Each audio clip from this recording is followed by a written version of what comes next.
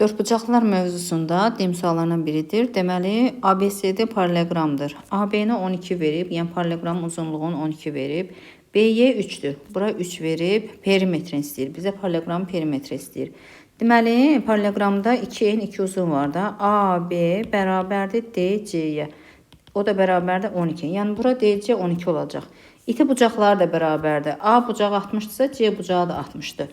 Onda burada bu 30 dərəcə olacaq. Baxın, DYC üçbucağı 30-60 üçbucağı, 90-30-60 üçbucağı alındı. 30 dərəcə bucaq qarşısına katet nəyə bərabər? Hipotenuzun yarısı. Yəni YC bərabərdir DC bölünsün 2. Yəni 12 bölü 2 bərabərdir 6. Ona bura olacaq 6.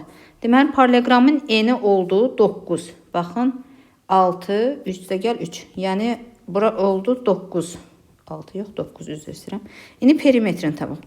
ABCD bərabərdir 2 vurulsun 9 üstə gəl 12. Bərabərdir 2 vurulsun 21 bərabərdir 42 santimetr. Cavab 42.